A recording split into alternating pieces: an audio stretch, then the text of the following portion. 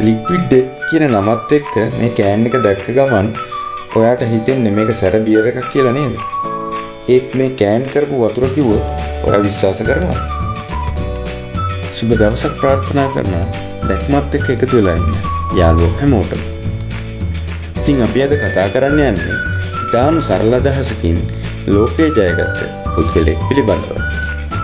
මේ වීඩියෝ එක ඉවර වෙනකන් අපිත් එක්ක එකතු වෙන්න කියලා මම ඔයාලා හැමෝටම ආරාධනා කරනවා. මේ ලික්විඩ් ඩෙත් කියන අදහස ඇවිල්ලා තියෙන්නේ මයික් සෙසාරියෝ කියන ඇමරිකානු ජාතිකයෙක්. ලික්විඩ් ඩෙත් ආරම්භ කරන්න පෙර සෙසාරියෝ වෙළඳ දැන්වීම් ශාස්ත්‍රයේ අධ්‍යක්ෂකවරයෙකු විදිහට තමයි කටයුතු කරලා තියෙන්නේ.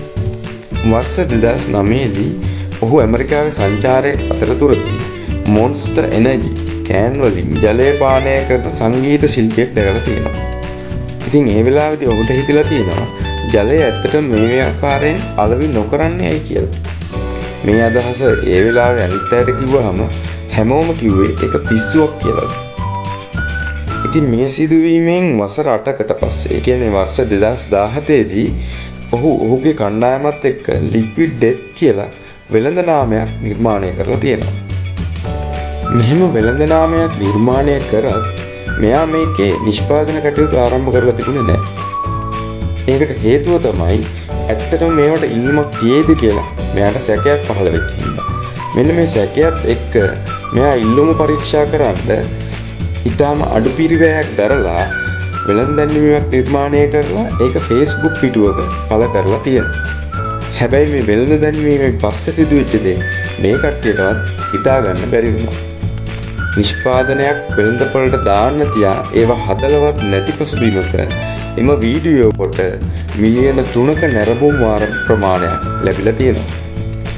ඒ වෙළඳ දැන්වීමට හම්බෙච්ච විශිෂ්ට ප්‍රතිඵල වලින් පස්සේ වර්ෂ 2019 දී මෙයාලා ප්‍රථම වරට නිෂ්පාදනය ආරම්භ කරලා තියෙනවා.